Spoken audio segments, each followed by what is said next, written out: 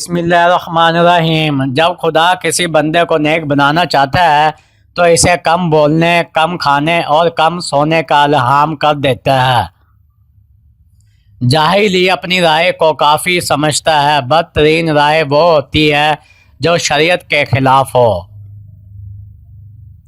حسد بیماریوں میں سب سے بدترین بیماری ہے۔ حسد نیکیوں کو اس طرح تباہ کر دیتا ہے جس طرح آگ لکڑی کو جلا دیتی ہے۔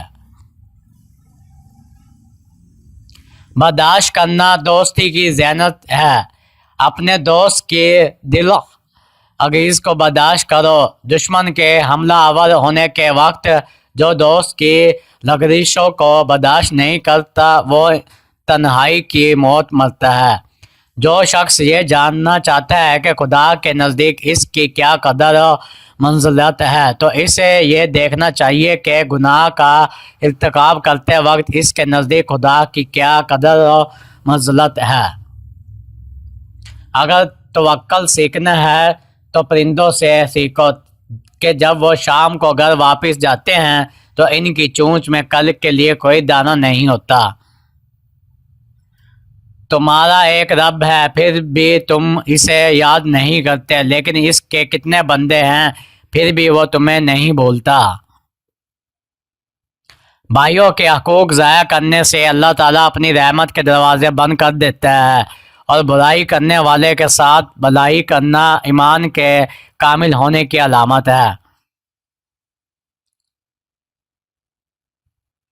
اگر کوئی آپ کی فکر کرتا ہے تو اس کی قدر کرو، کیونکہ دنیا میں تماشائی زیادہ اور فکر کرنے والے بہت کم ہوتے ہیں۔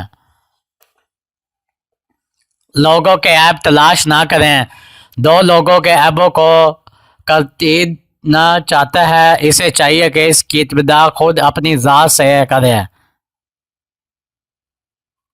جو شخص موت کا منتظر ہے تیزی کے ساتھ نیکیوں کی طرف دوڑتا ہے۔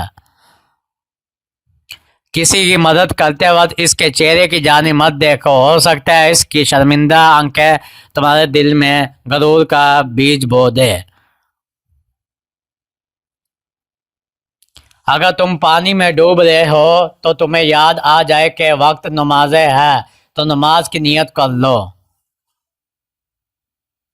کسی انسان کو دکھ دینا اتنا ہی آسان ہے جتنا سمندر میں پتھر پھینکنا، مگر یہ کوئی نہیں جانتا کہ پتھر کتنی گہرائی میں گیا ہے۔ اگر کوئی تم کو صرف اپنی ضرورت کے وقت یاد کرتا ہے تو پریشان مت ہونا، بلکہ فخر کرنا کہ اس کو اندھیروں میں روشنی کی ضرورت ہے اور وہ تم ہو۔